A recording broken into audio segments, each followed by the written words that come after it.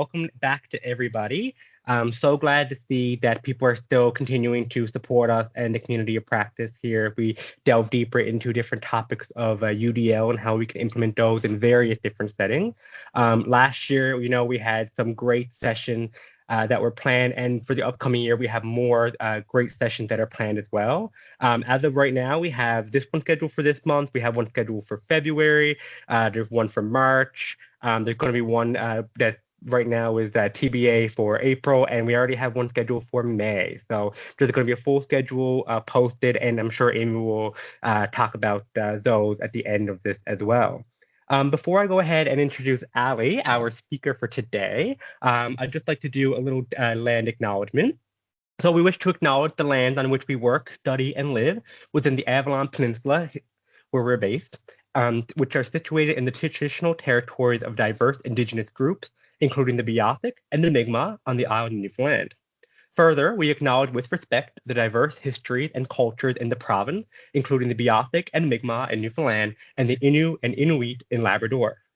I also acknowledge Newfoundland as the unceded territory of the Mi'kmaq and Beothuk, the Tassanan as the traditional and ancestral homeland of the Innu, Nunatsiavut as the traditional and ancestral homeland of the Nunatsiavut Inuit, and Nunatuavut, which as the unceded territory of Nunatuavut Inuit. Finally, we also wish to acknowledge the many urban indigenous peoples living in St. John's, Corner Brook, Happy Valley, Goose Bay, and throughout the entire province.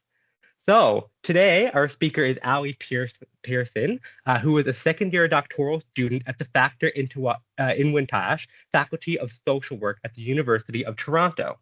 Their research involves sexual and gender minority populations. Ali is a student with International Partnership for Queer Youth Resilience, an interdisciplinary and international partnership designed to facilitate understanding and support the resilience of sexual and gender minority populations. Their doctoral research focuses on the intersection of gender diversity and sexual diversity and neurodiversity, and supporting healthy relationships development. Ali is currently a member of the Health Sciences Research Ethics Board through the Royal Bank of Canada Research Fellowship in Research Ethics. Additionally, Ali is one of the co-founders of the Pride Project, which was started in 2016 as an opportunity to create safer and braver spaces for queer and trans folks, with the goal of dismantling heteronormative conversation through social advocacy and justice. And Ali, with your permission, I'd like to link your website here in the comments. Absolutely. Perfect. All right, Ali, you can go ahead whenever you're ready. Awesome.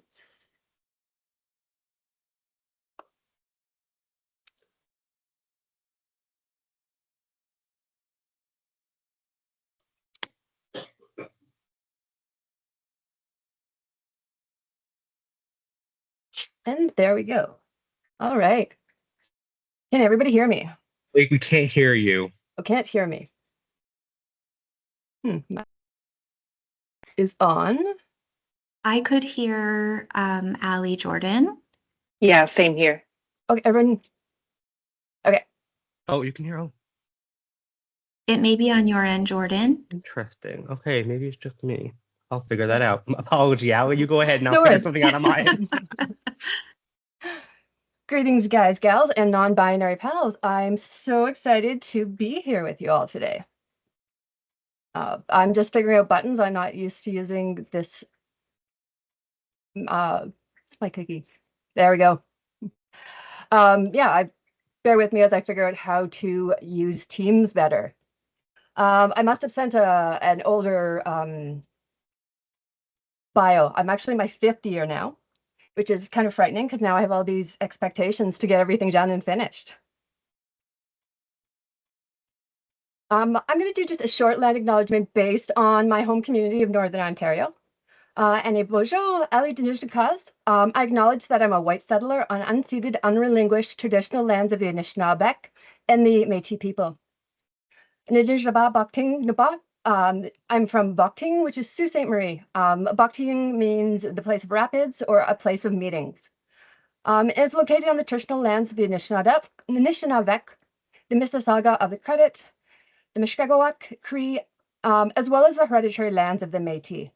I acknowledge that my family lives and learns from the Robinson Huron Treaty territory, and the territory of the two-row wampum belt of Garden River Batchewana First Nation. I also acknowledge that I've lived and learned on the sacred lands that were actually set aside and envisioned by Chief Shinwalk for education, for the children and those yet unborn. As a white settler on these lands, I am deeply aware that land acknowledgements are only a small but essential step towards truth and reconciliation. Land acknowledgements are the responsibility of the settlers. Indigenous people know well whose land we are on. And by taking the time to acknowledge the land that we stand on, we remind ourselves the long history of silencing trauma and genocide that have taken place in this country and the need to speak truth on the journey towards reconciliation. I also want to acknowledge that Indigenous children, especially those with disabilities, were often taken from their families through residential school, the 60 scoop, and the continued harm. These children did not have the opportunities to learn from their communities, cultures, and families in traditional ways, in many ways that mirror the unlearning that we're going to do today.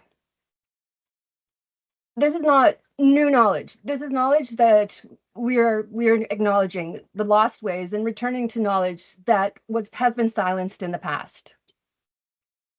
The real work towards truth and reconciliation only happens through action. And I'd also like to honor the sacrifices of the Black and Asian Canadians who collectively began to acknowledge the debt to these people who were enslaved non-consensually, and their collective labor and suffering has allowed our society to be where we are today. I know this is especially imperative for East Coast history. We know that slavery's ongoing impacts are still felt by countless people who are forced through violence and threats and coercion. And we recognize these struggles that continue, and we work towards reconciling and redressing these histories and legacies. You kind of got a lot of who I am. My pronouns are they and them. I'm a white settler on these lands. I identify as gender wiggly and neurospicy, as well as a person who has a physical disability. I currently live in Toronto.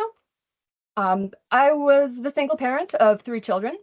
I was a single parent starting when about the time my youngest was 2. And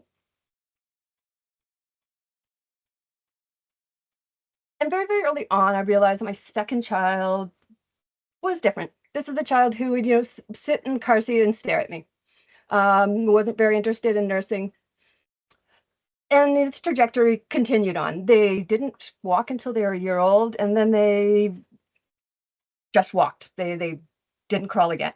They didn't talk until they were almost 3. They toilet trained incredibly late.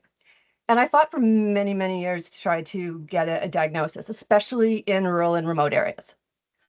And I actually ended up, by the time they were in grade 3, getting an assessment at Clearview Children's Hospital. Amazing experience. I was able to, as a low-income parent, access Air Hope. If you don't know what that is, it's an amazing organization that provides flights to low-income families to doctor's appointments. People donate either money or their flight points, or even sometimes people with their own planes will fly people. And we sat through a 3-day assessment, and my child left with many diagnoses. Asperger's syndrome at the time, exceptionally gifted, learning disability, and attention deficit. Even sitting in that space with the social worker, they were sitting on the computer and looking for resources in my home community. And they were really appalled to find that there weren't any. There were almost 0 resources. We had an Autism Ontario branch, and that was really, really it. Even returning back home, when I went to follow up with my family physician, he said that if I wanted any support from my kid, that I should move to Toronto because I wasn't going to get it in Northern Ontario. At this point, I had been raising my kids, but I had decided to go back to school and actually took occupational therapy, physiotherapy assistant, and I kind of became this support for my own child as well as other kids in the community.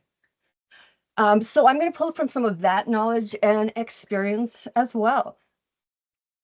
So there we go.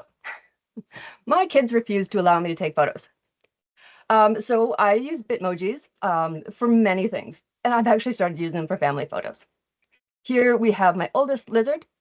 They go she, they. This is their very own dumpster fire that's going on behind them. Next, we have M, who uses any pronouns, and Heather, who uses he, they. Heather is the one who got the diagnosis in grade 3. Em actually got a diagnosis of autism in the last year, and Liz got an attention deficit diagnosis probably about 10 years ago. So we're kind of a neuro-wiggly, gender-spicy family. So just a little bit about this space. I like to use the mantra that, in this space we offer grace, and we offer the most generous of assumptions. And in this, it creates possibility. We call people in, we recognize the significance of safety. We always assume that the best attempt was made first. We think about intersectionality, and intersectionality is it's gender, it's race, it's culture. It's all of those external things that impact us. It can be age, it can be ableism. And we hold on and we connect those identity and cultures to the things that we're learning and the things we're talking about. We share resources. We lean into hard conversations. We act as a community. We practice regulation and co-regulation. And we recognize that ruptures are inevitable and that repairs are essential. And as I tell my students, and only when we know that no one else needs it, we burn it down. It's really easy to look at resources or supports and say that we don't need them. And as a critical social worker to want to burn those down. But I like to remind that comes with a lot of privilege. And that while we may not need some of these spaces or the people that we're currently working with, there are almost always someone who needs those, and to be aware of that. I like to think of teaching of lighting up passion, of really grounding in those passion points. So teaching isn't just dumping information. It is nurturing information. It's nurturing the love of learning. It's creating safe spaces where we're safe to make mistakes. We're safe to try things and fail, and feel safe enough to try to do them again. So what are we going to do? We're going to look at what is UDL. We're going to look a little bit at critical approaches, and we're going to flip the rhetoric of disability a little bit. We're going to look at how these connect to our values and beliefs. And then we're going to look at some of the principles of UDL.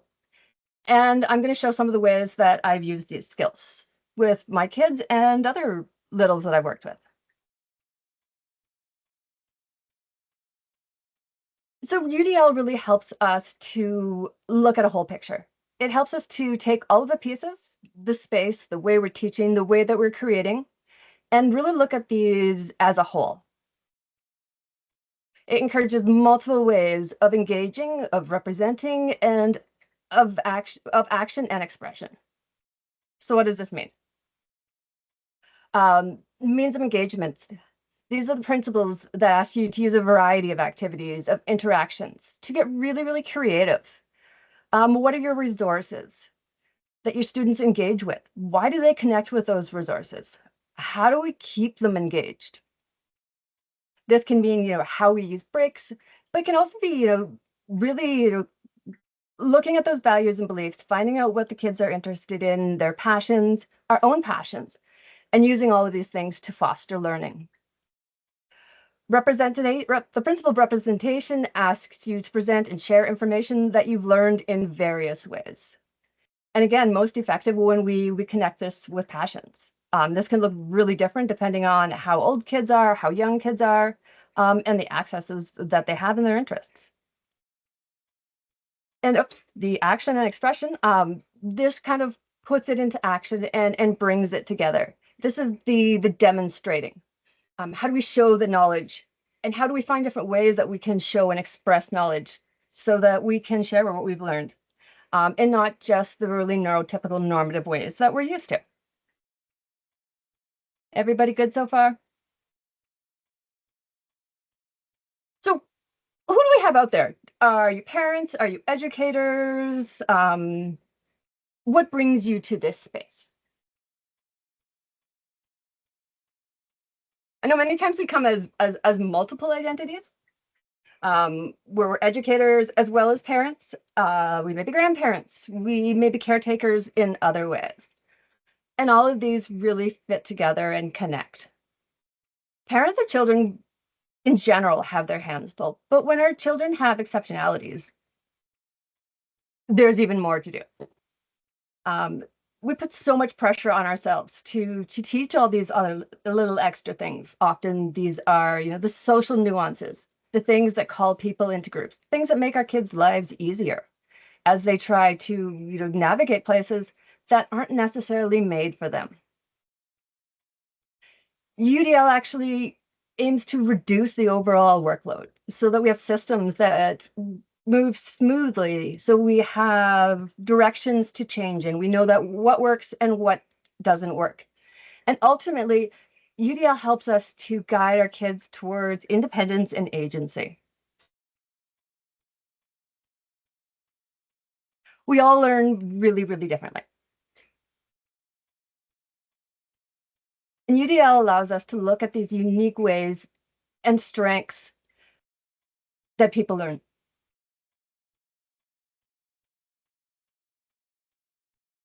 Yep, I'm loving this, Emmy.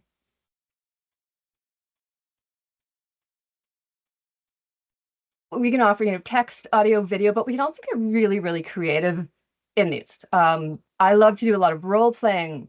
I love to create a lot of documents and supports.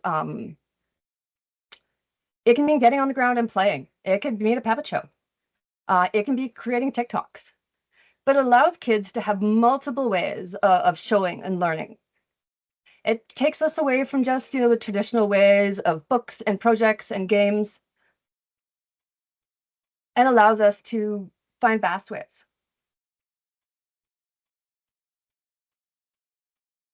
I meld names together too. One of the parts I really like about UDL and working with UDL with parents is it reminds them that they are the experts.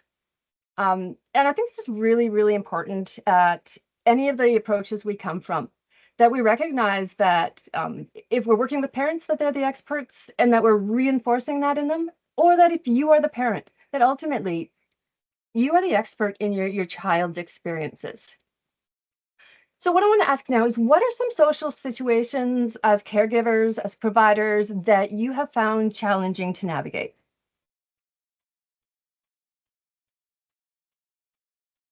I know some of the ones that I've seen come up, and we can look at really, really discrete examples. And a discrete example is kind of a moment in time. It can be a piece to something that has many pieces. So a child who wants to go to a prom might have a sensory issue with a dress or the clothing. So dealing with those sensory issues of that article of clothing can be one very, very small piece of a larger project.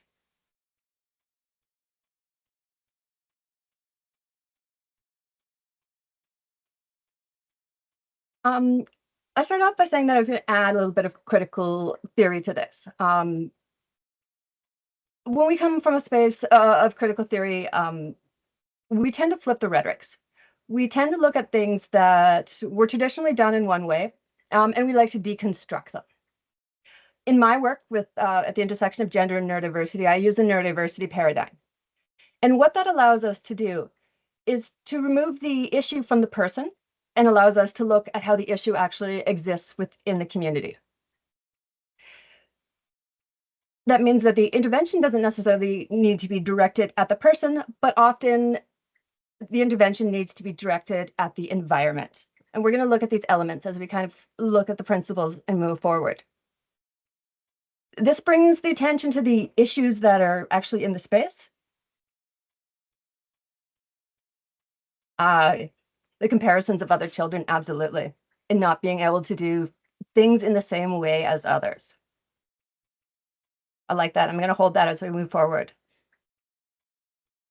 It brings visibilities to those who don't fit into a normative construct. And this kind of actually ties really nicely with that comment, because when we look at neurodiversity paradigm or any of these critical paradigms that deconstruct, we don't look at abnormal and normal anymore. we look at a spectrum of normal where everyone fits within that spectrum.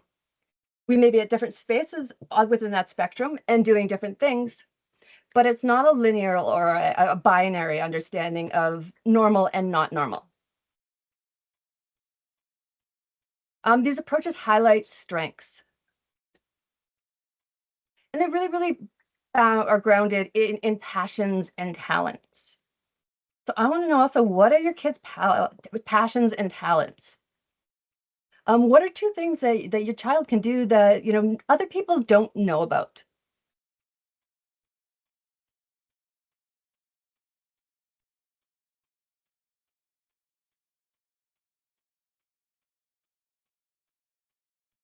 So this is kind of what this looks like, where we would normally have the person. We have the person in the center. This is normally where we would aim predominantly our cure or our intervention. When we look at the environmental issues, we bring the intervention out into the community and into the environment. And the issue is not the child. The issue is in the fact that the environment is not accommodating and accepting. And we find the spaces where we can change both of these things in between.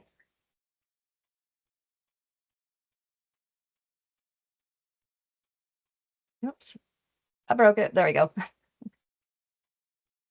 I like to break the experience of disability kind of down into 4 domains. We have our physiological factors, the actual disability, the things that physically limit children. These are the anatomical structures of the body. And we're actually going to kind of hold this one separate because this is actually the only one that is truly internalized within the person. Another domain we have is these activities and participation. And these are the tasks and activities that people carry out on their daily basis. This can be the IDLs or the ADLs. These are not truly limited by the people, but by the access to the resources to be able to engage in these things. The environment is kind of parallel to that. And these are the physical spaces and the individual systems and supports. This is the societal and cultural attitudes, the products and technology. So these are also areas that we can kind of manipulate and change. And at the bottom, we have these personal factors. These include gender, race, education, occupation, your personal experiences, and even the individual temperament. This could also mean the temperament of a space, because it's not just people who have these features. So at the top, there we go. The clickies are in. So also going back and continuing to deconstruct, I want to ask, what is normal? And whose normal is normal? And which truth is truth? We're asking why we're doing the things that we're doing and why we're doing them in the ways that we're doing them.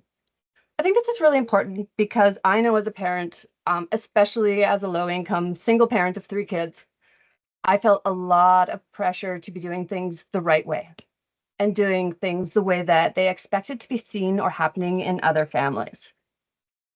And I really quickly learned that not only was it not true, but also that, I was very, very privileged in a way, in being a single parent, in that I got to do the things the way I wanted to.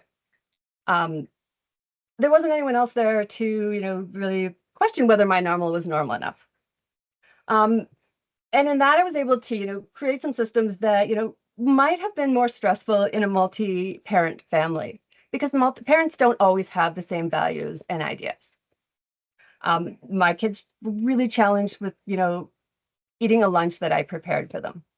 So very, very early on, I created a lunch closet with, different areas. They had to take something from each area, and we had to come up with type of a sandwich. But they were predominantly in charge of making their own lunches really, really early on.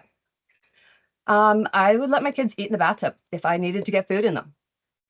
But thinking outside of the constructs that we think of as normal, and pushing some of those boundaries so that we can create things that really are tailored and meet the needs of our kids.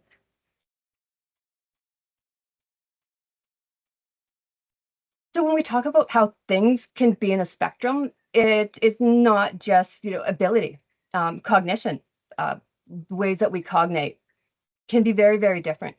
None better or worse than each other. Mobility, the ways that we access space, the ways that we utilize space can very much be perceived within a spectrum. Age is one that I think is really, really salient because we really get stuck into what people are supposed to be doing at certain ages. When we deconstruct the spectrum of age, we can recognize that sometimes children in one area are at one level, and in another area at a different level. We might have a child who, doesn't want to put down their stuffed animal. This is what they're carrying with them everywhere, and at the same time wanting to go with go to a prom. How can we make space for both of these things? Let's make a prom dress with a stuffed animal.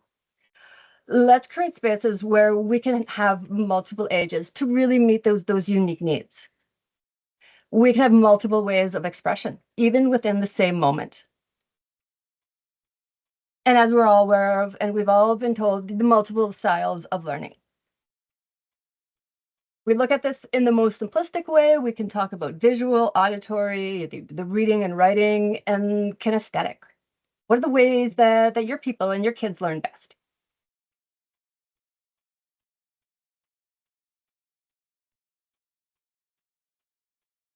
I feel like it's really important to always connect all of this back to our values and beliefs.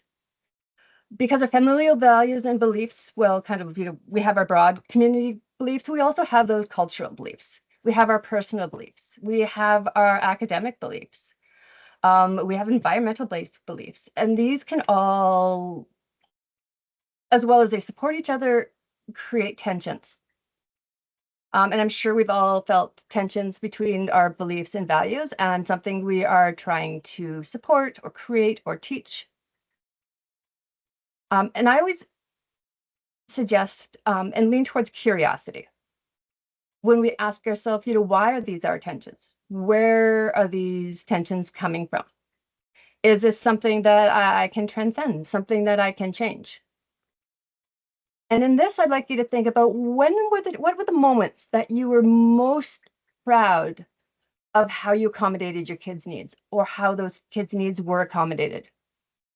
What about it made you proud? And what were the things that contributed to those factors? How are those connected to our values and beliefs?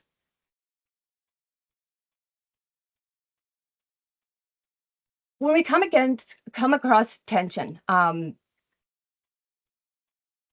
we often shut down. It's hard to transcend these things. It's hard to engage.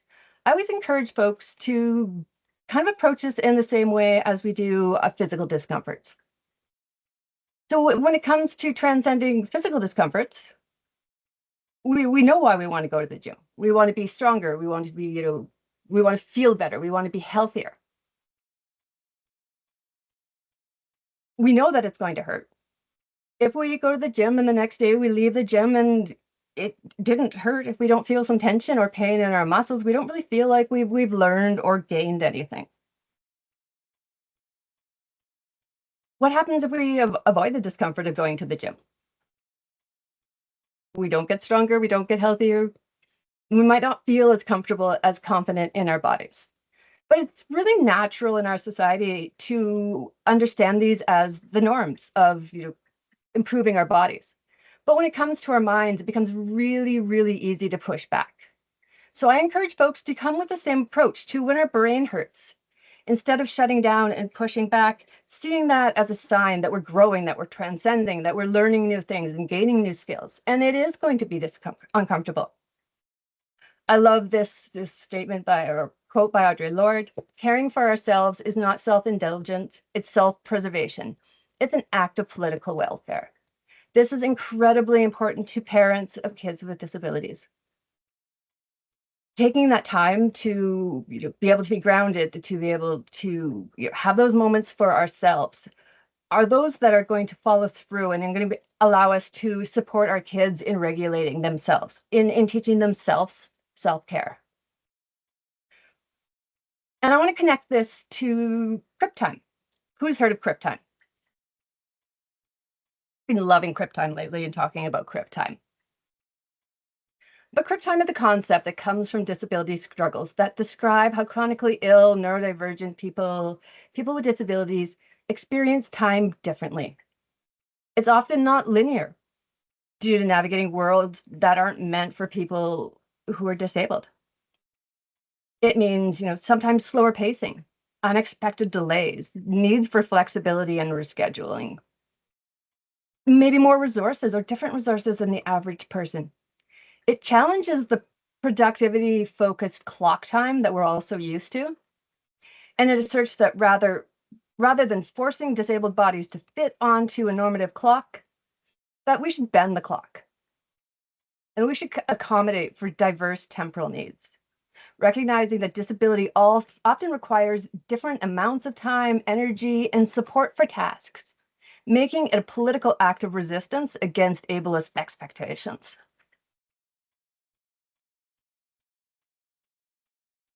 I also like to kind of liken this to spoon theory. And I really like how TikTok has taken spoon theory and run with it. Most of us have probably come across spoon theory. It's often used in disability communities to describe how people, especially those with disability, have a limited number of spoons. And we need to be aware of how we're using them. It might be, one spoon in the morning to get up and get showered, another to do laundry. And before we know it, we're running out of spoons. Some people within the disability community even call themselves spoonies. But through the amazing conversations of TikTok and, one of its positive aspects, we've kind of grown these conversations, and people have recognized that it's not just about the spoon, but it's about the kind of spoon. If I have a giant soup ladle and I'm trying to eat yogurt, this isn't going to be effective. So it's not just about having the right spoon, but having the right type of spoon. And this highlights that it's not just the right time, maybe, but the right type of time. Maybe it's time in the morning as opposed to time at night. It can mean that our accommodations might look different at different times. If, again, a ladle is not going to be something that's very effective to eat cereal with. And, measuring spoons are also not going to be great if we're making stew. And recognizing that we have limited amounts of capacity and that these are finite resources that we need to engage with as well. And one of the most important things that I've always, been really important to me into my work and, being with my kids is that, serious work doesn't have to look serious. Be curious. Curious is amazing. Curious tends to lack value judgments. Curious lets you to get into spaces you might not have been comfortable in. You celebrate the wins. Sometimes the wins are few and far apart. Make them fun. Smell the flowers. All those little things along the way.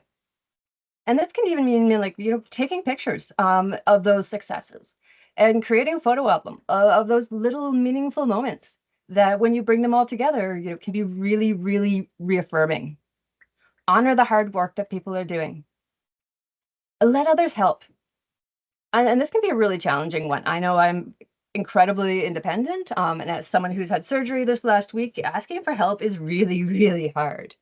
But finding that space, because it really does benefit everyone in the situation. Children automatically get exposed to diverse ways of learning because we all come with diverse approaches.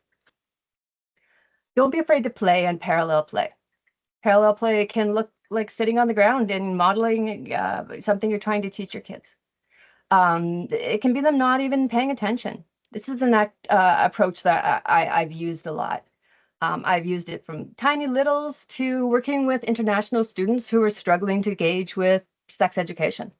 And I would hold sex education workshops in the same space where the students were, like the international student space, kind of off to a corner, not pushing people to come in close, just making sure that, resources and materials are spread throughout the room, that I'm speaking loudly enough that they can hear me, but that they can engage on a level that feels safe to them. They don't have to be at the table. They don't have to be in a space where others might perceive them even as learning. Learning can be very, very nuanced and very, very quiet.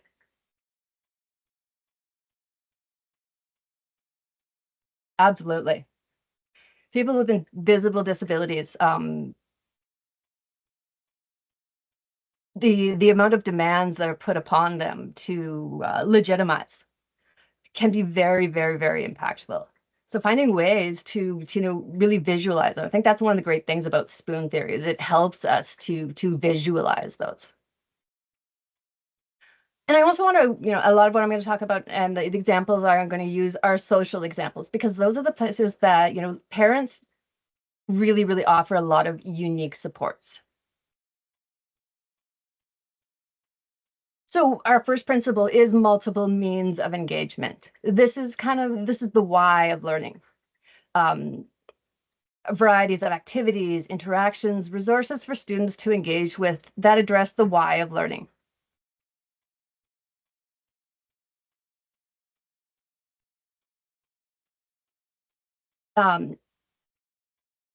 This, sorry, my notes are apparently a mess right here. This can be tied up and connected to cultural values, your background knowledge, familial expectations, your personal relevance, and all of these factors, help to support the why. This helps learners engage with multiple types of content, activities, assessments. It involves offering choices and approaches in the ways that they're interacting, and hopefully creates motivation for reflecting and self-reflection on what is working and what isn't working. I find passion is very, very, very significant in this domain. Offering as many choices as possible, but at the same time, not overwhelming. Communicating in ways that they understand. And this can, in some cases, mean communicating through passions. I had some kids that, if I asked them to engage, even walk across the room, say, this was going to be a challenge. But if we were going to be Thomas the Train on a train ride across the room, this might be an entirely different situation. Using those passions and loves, not only theirs, but yours as well, to, really foster making fun. This can be simple. It can be, that a child who struggles to eat, going back to the Thomas the Train plate, or deciding which plate or how their food is organized on their table or on their plate. It's them recognizing that there is a responsiveness to their needs and a response to the communication. A moment stands out for me when I was working with a little guy who I absolutely adored. I worked with him from the time he was 2 until he was about 7 or 8. And he was never okay with getting his haircut. I was actually the only one who could get him to get his haircut. So it was always my job to take him. And I had him down in the basement, and we were, my friend was going to cut his hair. And this child had never functionally strung together a sentence of words. And he looked at me and he said, "No haircut, I go home." So in that moment, my response was to pack him up. We were done. We left the basement. There was no haircut. We went and did something else fun. But this is one of those moments where that communication, and sometimes it's a response to the communication. I went back to his parents' place. His parents were very upset that he did not have his haircut. And I actually struggled to express the importance of responding, and rewarding him for speaking, for having that sentence, and for that sentence to be meaningful as a way that he communicated. It wasn't what any of us wanted out of that day, but what the child learned in that moment was far, far more impactful than, actually getting the haircut. And it allowed him to, speak and to experience that success of what he was trying to do. Regulation and co-regulation become incredibly important in this domain. This is where we minimize threats. And I like to think of the space almost as a nervous system, a space that helps us to learn, that helps us to co-regulate. It asks, how do you design your learning environments to ensure that students feel safe enough to take risks, to be their authentic selves, to contribute to creating these community spaces?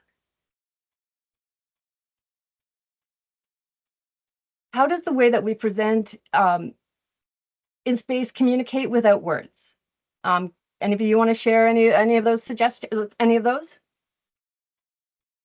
and what they might look like?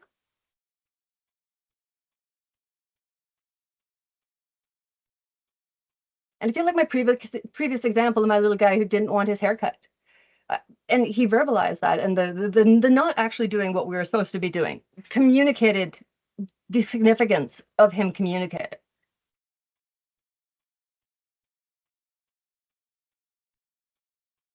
The way we hold ourselves in a space, the way we enter space, could be the difference between bright lights, sitting on the floor, standing up, someone who's sitting in a chair. It's far more easy to regulate with that person if we bring ourselves to the same level as them.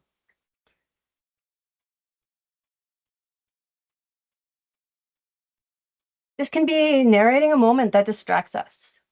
It can be saying, the buzz of the overhead lights right now is making it difficult for me to focus. Let's turn on a table lamp. These are ways of modeling. Regulation isn't in control of the environment. I like to think of it as a sympathy, a symphony of all these different elements that we try to bring together in a very pleasing and supportive way. Almost like the relational weather in a room, as opposed to the climate. The relational weather are those elements that we can change and that we can manipulate. Even if the room is a hard, cold space, us being open and welcoming, the tone of our voice, the way that we approach can still change that relative weather. Silence isn't the absence, is not an abscess. It's a time of processing, a time of regulating. I like to think of these spaces as places where bodies and minds can find a shared frequency, where demands are varied to meet the needs of the learner in that moment. And it promotes self-reflexivity and reflecting on how we feel in these moments. And I've been really hanging on to the word moment lately. And this has been come from watching a whole bunch of Jamie Horwick's podcast called The Outside. And I don't know if any of you folks are following this at all, but I did put the link to their work on my resource page, my kind of template. And they talk about gestalt learning moments. And this has really, really changed the way that I come to spaces and think of things. And they think about kind of two ways of learning. One, which is like our analytical memory way. This is the way that about 60% of the population think, where we see something, we filter, we sort, we prioritize, and we have all these very logical ways. But when we think of gestalt learning, we're thinking more about how we calibrate spaces and how regulation begins in the space. We're modeling thinking and feeling out loud. We're naming those distractions. We're defining the conditions where our bodies and our minds can find that shared frequency. Are we sensory seeking? Are we sensory avoiding? Not always clear, sometimes both at the same time. Dysregulation isn't a defiance or a moral isn't a defiance or moral fiber or will. It is our body's refusal to comply. It's a last defense to overwhelm. Order isn't necessarily safety. Stillness doesn't always equate order. And quietness isn't always a regulated room. This can look very, very different depending on what individual needs. These spaces should be trauma informed. And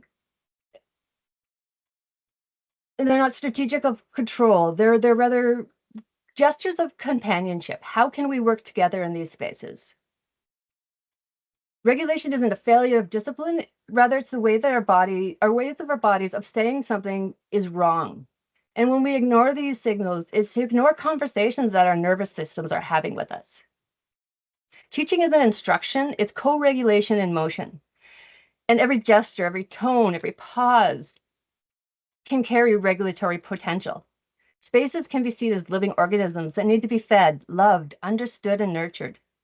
Co-regulation is less about the intervention than about how it is, less about the intervention than the entrainment, the gradual symphony of breath, the trust, the wholeness of the space. And that is what Gestalt thinking is. So we have about 60% of the population who doesn't necessarily think in this filter, sort, prioritize way. Instead, we have more of a single wholeness, a moment in time. And that moment might hold a gem of learning, but it holds a smell, a taste, a sense, a feeling. And these things can't necessarily be taken apart. It's coherence rather than category. It's everything at once. And we often talk about alexithymia when we talk about neurodiverse youth in particular. And this is thought to translate affect into texture and weight rather than just emotions and words. And alexithymia means that there's no words for emotions. And it's often considered that these children may not truly have the same understanding of these emotions. And I think this is true, but in a way that it's very easy to kind of go the opposite way. I think often these times, these feelings are larger. They're connected to identity, understanding, the moment, the temperature in the room, the feel of the room, the smell of the room, the energy of people in the room. And these are all indistinguishable from the actual learning, and creates an actual physical sensation that our English language may not itself be eloquent for them to actually have words that express the multiplicity of these moments that they learn and they hold and they carry with them. And the language is insufficient for them to explain their experience. Safer spaces can be where someone is safe to unmask and to dispose of the social constructs. And because we live in a space where divergence is seen as failing, we need to recognize that intelligence that grows differently is significant. It is important. And these are all aspects and parts. So when we live in a world where logic is preferred, I ask us to be creative, or sorry, curious of the different ways that the people around us are actually, experiencing these spaces. So what does this look like? What does this mean? And I've kind of picked three different ones. We've got a birthday party, we've got an emergency room, and we've got a prom. And these are kind of different ways of engaging with spaces. And this can be recognizing that, sort of finding sensory spaces within it. It can mean moving on crib time. I might go to the prom a couple hours later because I want to be there for the band and I want to be there for the awards and the king and crown, but I can miss dinner. And that means I will have enough energy and capacity to stay for the rest of the evening. What's a plan if you need a break? Birthday parties can be done with themes of interests. I will continue to talk about toolboxes. And toolboxes are, things we can put together that help support us in diverse situations or our children in diverse situations. Means of engagement can also mean that, watching videos of other kids that go to proms, sparkly headphones, or, dressing up the stuffed animal to match the dress. The next step is the means of representation. And these are the what's of learning. It's understanding your learners, their broad challenges. We've all know the basic ways of doing this. This can be text, audio, video, closed captioning, modeling, showing images. But this is offering the ways to, truly customize those to our kids' learning.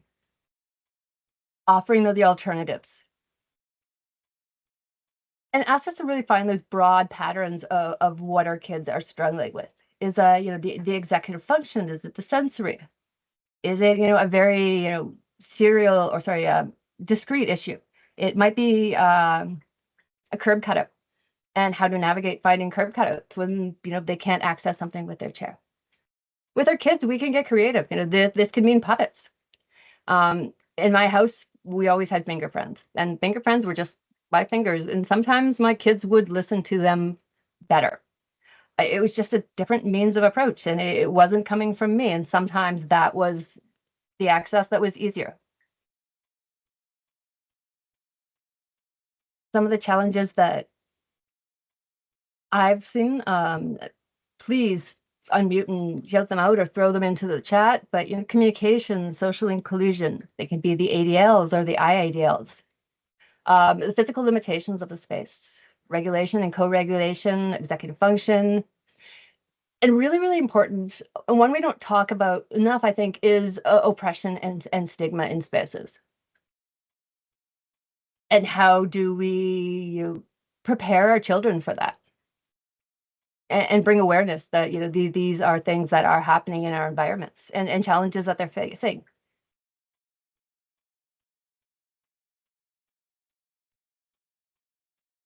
Absolutely. And I think sometimes when our kids are having a hard time, in the prom example, where they might not fit into a neurotypical, I would suggest that queer proms are a really, really great go-to. Even if the child's not queer proms tend to be way, way more accommodating. And looking for those nuanced spaces. Can you create your own prom at home? Can you find somewhere, a community room or something where you can have a prom of your very own that you can guide, and that your kid can be part of the processes of creating.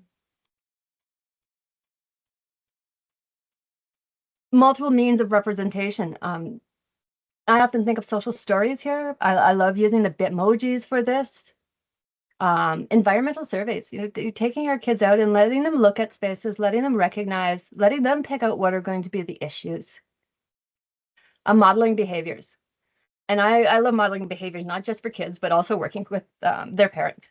I found it far more effective to model behaviors that I was trying to get to elicit in the parents I was working with, as well as the kids. This can mean making communication supports, and I'm going to show you some examples as those as well. And these can be supports that kids can bring with them into these spaces that will support them.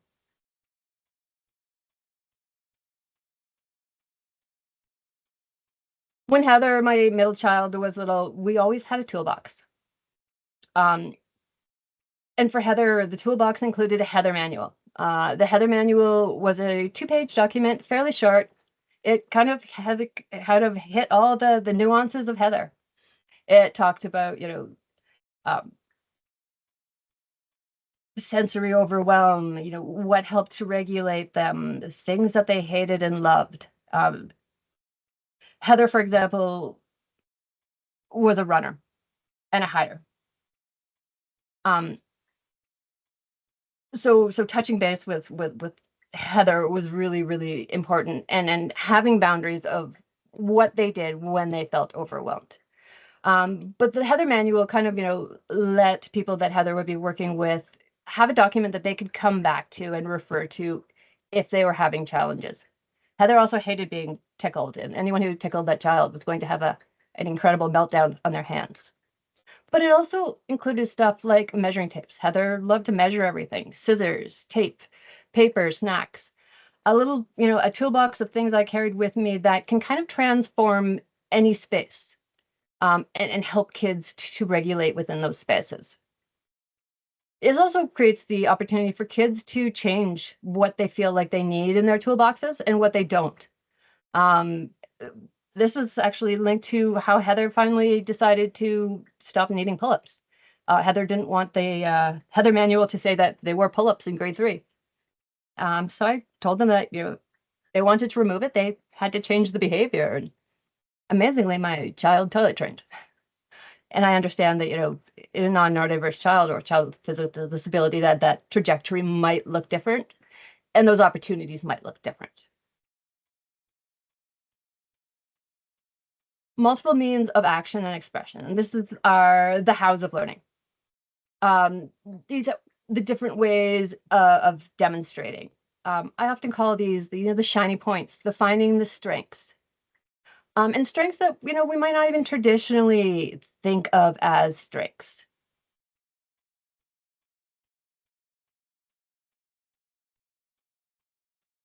This can mean various methods of response and navigation, optimizing access to tools and assistive technology. This can be scaffolding that is intentional or temporary, the structured support provided to help learners master tasks that are just beyond their ability.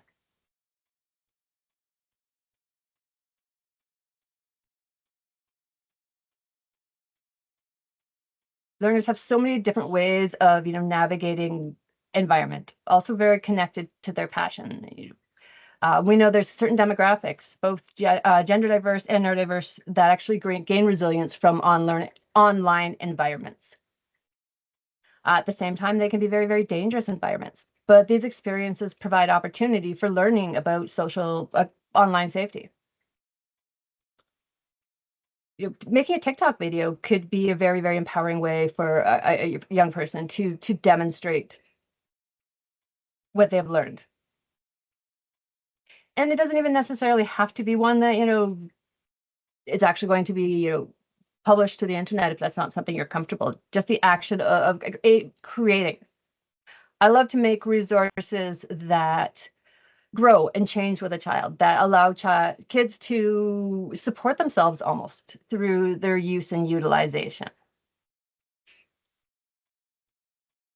It's taking these discrete tasks and linking them into larger serial tasks.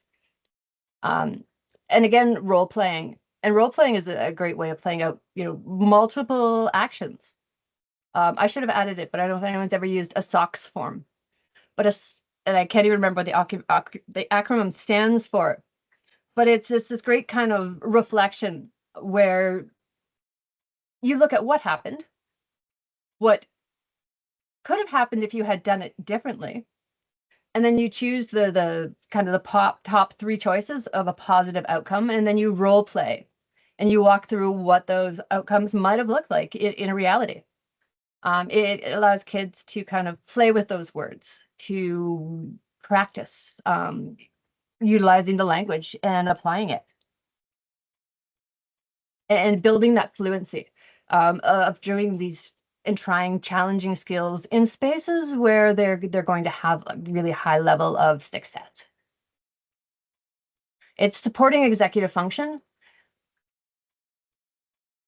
And this can mean, building communication tools, helping them to build their own toolboxes and to use those toolboxes.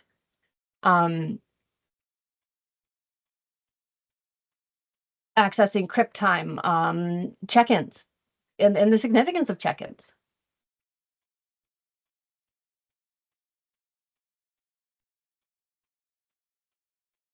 So this probably should have been up with the Heather manual. But I think, the manual is kind of a multiplicit tool. It's great for those providers and other people they engage with, and it can mean family members. You don't have to tell Aunt Jane 3,000 times. You can say, hey, I'm sending you an email. This is kind of the overview. These are the things that are supportive. If you want to be a supportive person, and utilizing those people in your life. The kid who wants to go to prom probably has a cousin or a friend or someone who has gone to prom and would love to be a prom expert in sharing what these experiences might feel like, what they might sound like, and what the issues might be in navigating those spaces. Like we create safety plans for kids, I like to create success plans. And the success plan kind of hits on all these domains for things that they're trying to do independently. It's a piece of paper they can fold up and put in their pocket. It allows them to prepare, to understand what the concerns or the warning signs are that might come up. In this example, they were worried about accessibility. But when they looked at it and made the plan, they recognized, they could use elevator B if elevator A was out and still get to the same plot. They found out that there was curb cuts on Main Street and East Entrance that they could get their chair up. And that if they needed repositioning, that Mr. Jack, one of the teachers who always helps them, is going to be chaperoning that night. So they know that they can go to them. They know for this person that, they want they need an accessible washroom, and they've already scoped it out. They've looked at the maps, they've visited, and they've got it written down in their pocket that they're on the second on the fourth floor.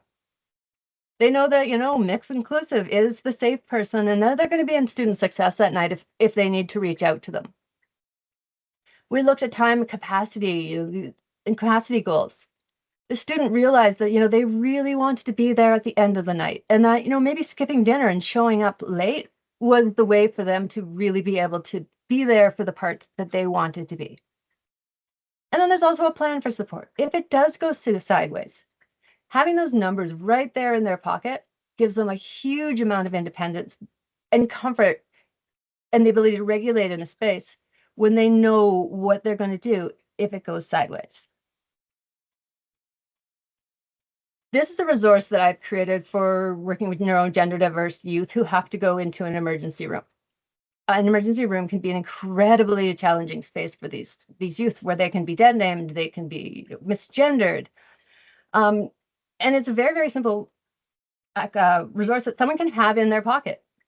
And it allows them to share their name, their gender, and their pronouns. And it very gently reminds the significance of helping someone regulate, the significance of honoring someone's identity in their ability to communicate and be able to be present in this situation. And it also very, kindly reminds them of their human rights, which some people, need that reminder in that moment. And it does all of this without having to verbally speak out loud.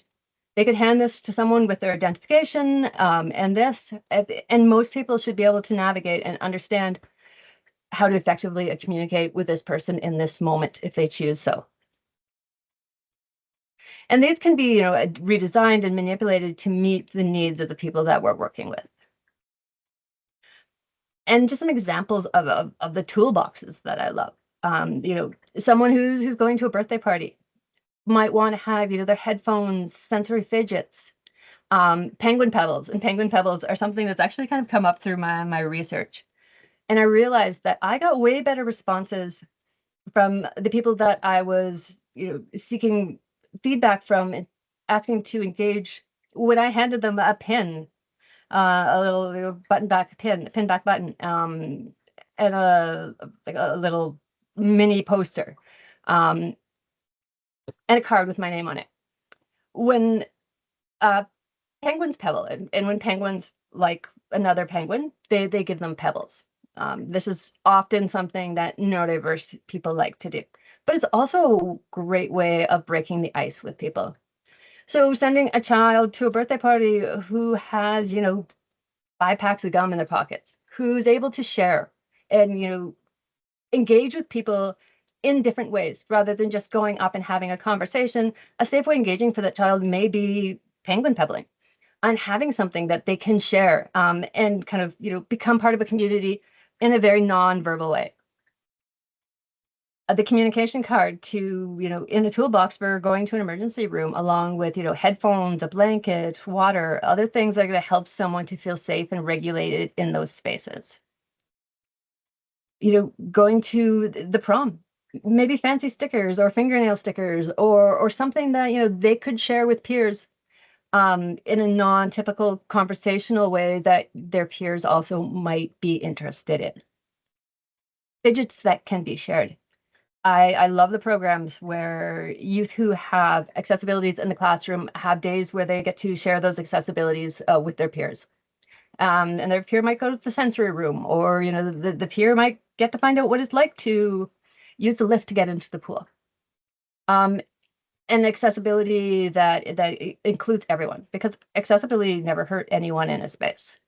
I'm teaching in a grad student classroom, and I don't think any of my students have had to use any of their accommodations, because I try to offer those accommodations to everyone.